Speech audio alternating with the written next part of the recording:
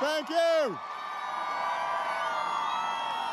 Well, thank you, everybody. It is good to be in Arizona.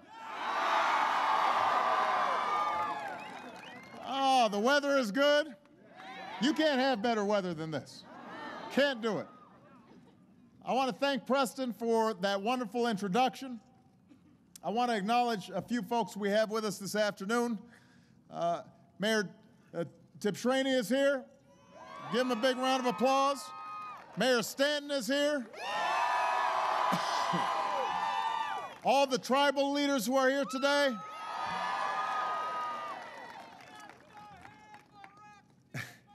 Mi hermano, mucho gusto. Let me say how happy I was to see one particular Arizonan last night, Gabby Giffords.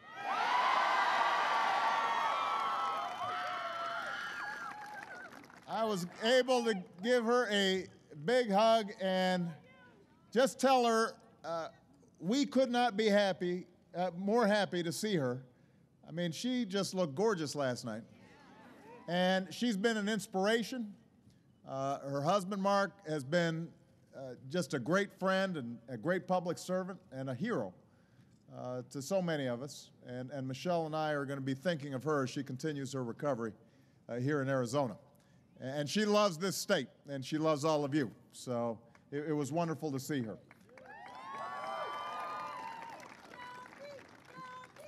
Now, last year, I had the chance to tour one of Intel's plants in Oregon. And basically, the engineers explained what happens inside these factories. And I pretended that I understood what they were talking about. No, it's true. We were on this tour, and we were looking through these microscopes, and you'd look at some little spots in the microscope, and you'd say, well, what's that? And they'd say, well, that's atoms. Really? And it was so remarkable that my trip director who was with me, he said, this stuff's like magic. How do they do this? And while I was there, Intel CEO, Paul Otellini, someone whose advice I rely on as a member of my Jobs Council, announced that Intel would be building a new factory here in Arizona. A factory which will turn out some of the fastest and most powerful computer chips on Earth. A factory so big, I'm told, that right there is the world's largest land-based crane. Can pull up to, 4,000 tons? Is that right, Preston? 4,000. So, not only that, but Paul informs me that the microscopes that they're going to have here will be twice as good as the ones they had up in Oregon. So I decided I had to check this out for myself. Because honestly, first of all, who wants to miss out a chance to see the crane? That thing is huge. But there's a more important reason that I'm here. I'm here because the factory that's being built behind me is an example of an America that is within our reach. An America that attracts the next generation of good manufacturing jobs. An America where we build stuff and make stuff and sell stuff all over the world.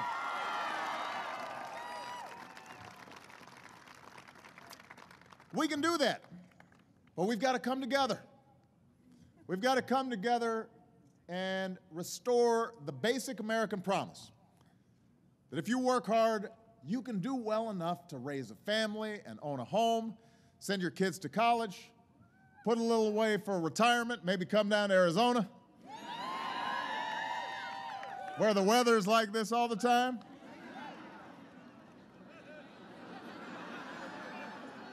It never gets above 70 degrees, does it?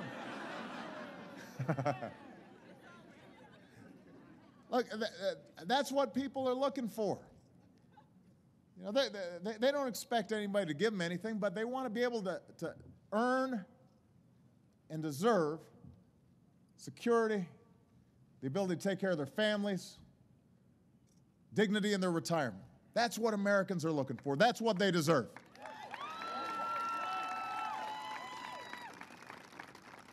Now, we're still recovering from one of the worst economic crises in 3 generations. We lost nearly 4 million jobs in the 6 months before I took office, another 4 million before our policies had a chance to take full effect. But here's the good news. Over the last 22 months, our businesses have created more than 3 million jobs. Last year, they created the most jobs since 2005. Today, American manufacturers are hiring again and creating jobs for the first time since the 1990s. So our economy is getting stronger. And we've come too far to turn back now. You know, after all that's happened, there are folks in Washington who want to do that, who want to turn back. It's like they're suffering from a case of collective amnesia. They want to go back to the very same policies that got us into this mess. Same policies that have stacked the deck against middle-class Americans for too many years. A philosophy that says we're better off if everybody's just fending for themselves and everybody can play by their own rules. I'm here to say they're wrong. I don't accept the notion that there's nothing we can do to meet our nation's greatest challenges. There are all kinds of steps we can take. We can't go back to an economy that's weakened by outsourcing and bad debt and phony financial profits. And last night at the State of the Union, I laid out a vision of how we move forward. Laid out a blueprint for an economy built to last. It's an economy built on American manufacturing, with more good jobs and more products made in America.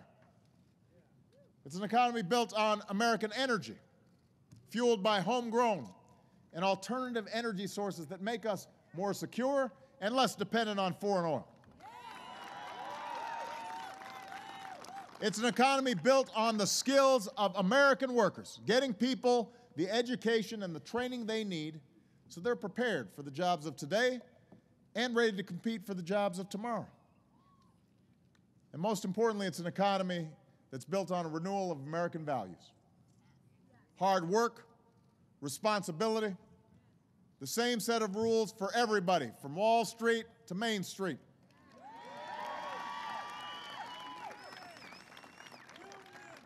That has to be our future. That's how we restore the basic American promise. And it starts with manufacturing. Both old industries, but also new industries, like Intel. Look at what's happened in the auto industry. On the day I took office, it was on the verge of collapse. Some people said we should let it die. But we had 1 million jobs at stake, and I refused to let that happen.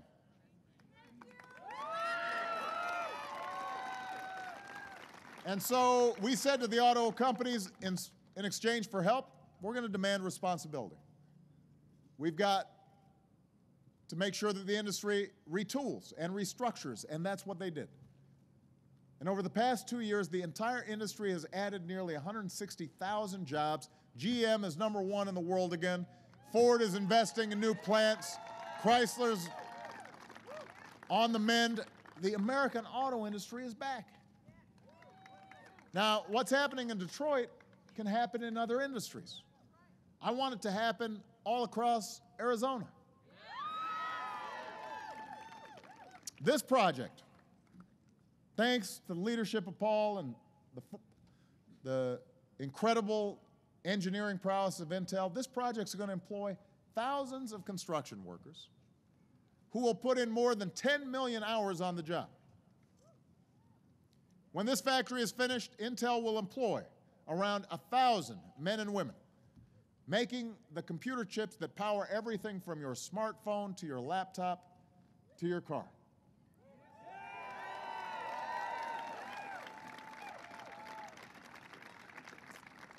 As an American, I'm proud of companies like Intel who create jobs here.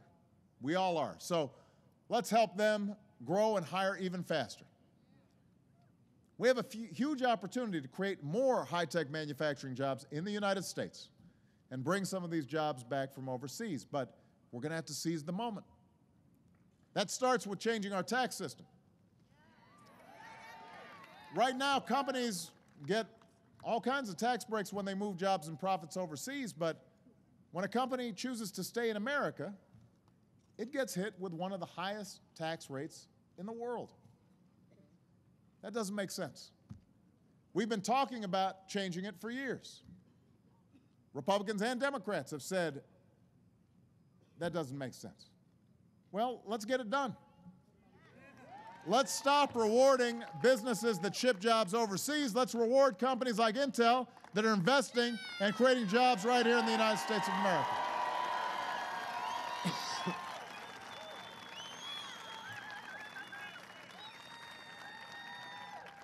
Now look, we live in a global economy.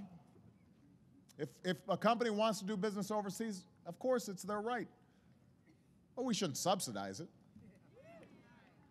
What we should do are subsidize and help and give tax breaks to companies that are investing here, that bring jobs back from overseas. High-tech manufacturers like Intel. Today, my administration is laying out several concrete actions we could take right now that would discourage companies from outsourcing jobs, encourage them to invest in the United States. Congress needs to send me this tax reform.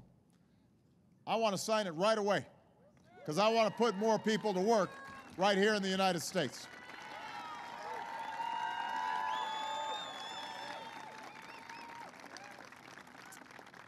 Now, while we're at it, we need to make it easier for American businesses to sell our products all over the world.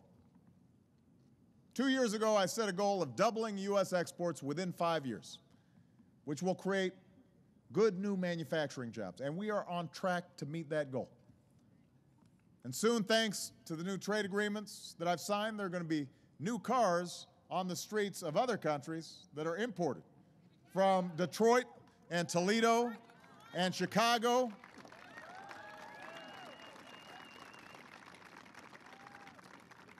And we need to invest in education.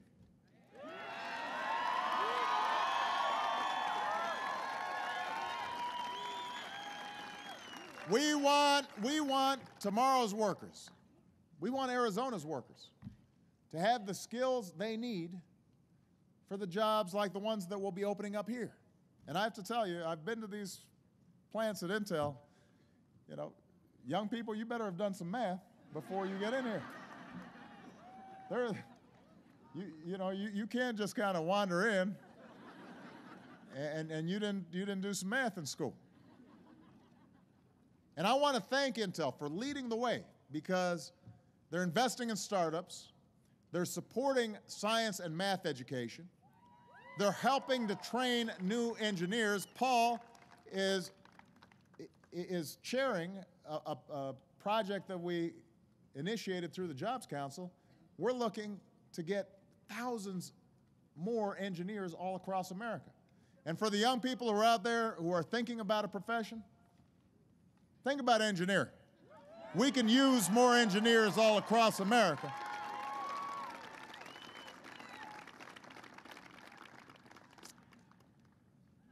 We're also going to need to look at clean energy and innovation in the energy field. You know, we have, as I said last night, oil production is higher than it's been in 8 years.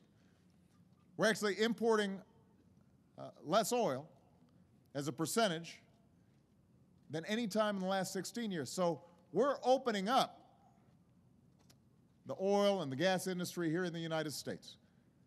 But they don't need subsidies.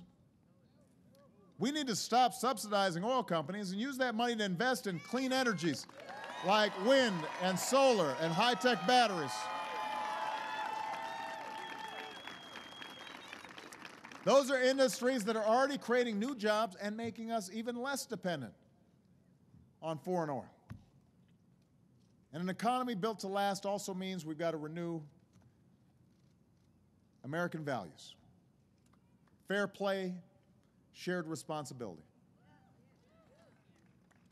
When it comes to tax policy, my first priority right now is to stop a tax hike on 160 million working Americans at the end of next month. People can't afford losing $40 out of each paycheck, not right now. Your voices convinced Congress to extend this middle-class tax cut before. I need your help again. Let Congress know. Pass this tax cut without drama, without delay. Get it done. It's good for the economy.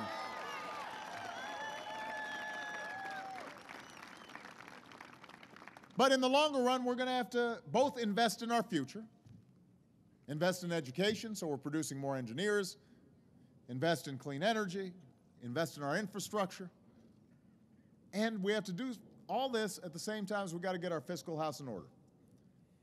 And that means we've got to make choices. Right now, we're supposed to spend nearly $1 trillion more on what was intended to be a temporary tax cut for the wealthiest 2% of Americans.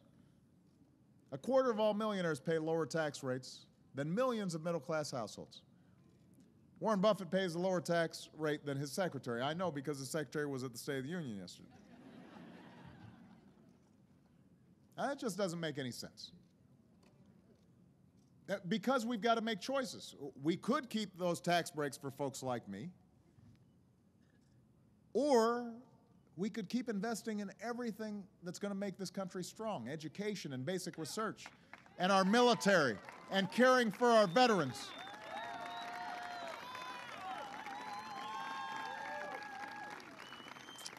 So I've said, let's follow the Buffett rule, named after Warren. If you make more than $1 million a year, you should pay a tax rate of at least 30%. On the other hand, if you make less than $250,000 a year, which is 98% of you, your taxes shouldn't go up.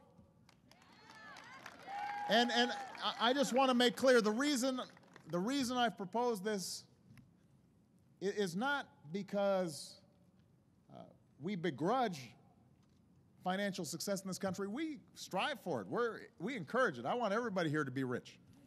Go out there, work, create new businesses, fulfill your dreams. But I think asking a billionaire to pay at least as much as his secretary in taxes is just common sense, especially when we're trying to figure out how to reduce our deficit. And I promise you, look, Warren Buffett will do fine. I will do fine. We don't need more tax breaks. The middle class needs help. They're the ones who've seen wages stall. They're the ones who've seen the cost of everything from groceries to college tuition go up. You're the ones who need a break. Again, we don't begrudge success in America. We encourage it. We aspire to it. When we talk about everybody paying their fair share, it's not because anybody envies the rich. Earlier today, Bill Gates said that he agrees that Americans who can afford it should pay their fair share. I promise you, Bill Gates doesn't envy rich people.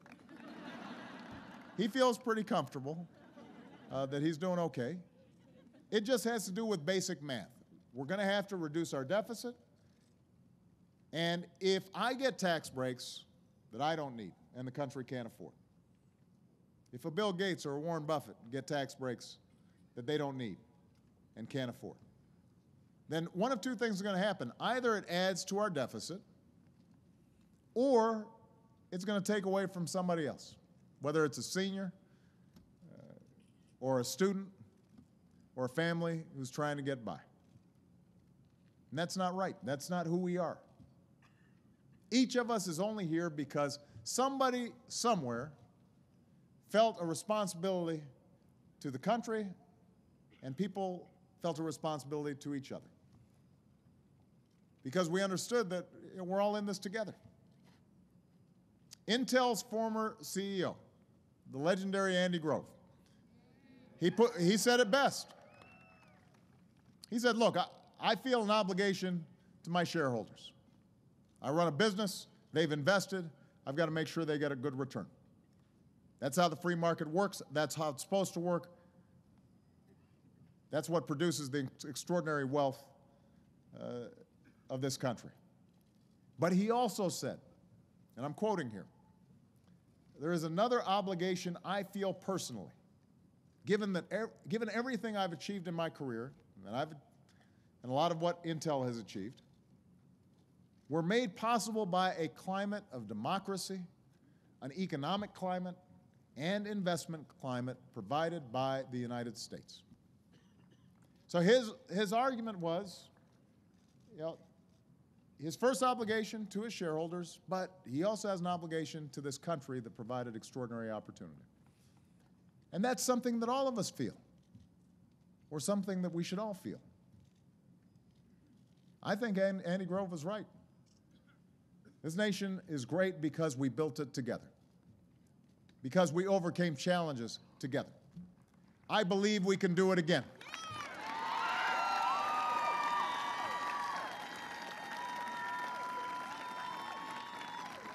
I believe it because we've done it in the past. I believe it because I see it in places like Chandler. I believe it when I talk to folks like you. I know this country exists only because generations of Americans have worked hard, have fulfilled their responsibilities, have cared for their families, but they've also cared for their communities, and they've also looked out for each other. They've lived out the idea that we're in this together. These values are not Democratic values or Republican values. They're American values. We've got to return to those values. It's our turn to be responsible. It's our turn to leave an America that's built to last.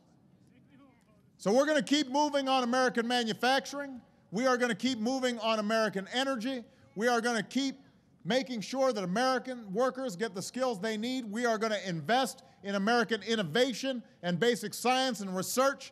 We are going to make sure that we are training those engineers that we need. We are going to make sure that we return to the values of fair play and responsibility. And I know that if we work together with common purpose, we can build an economy that gives everybody a fair shot. We can meet this challenge, and we'll remind the world once again just why the United States of America is the greatest nation on earth.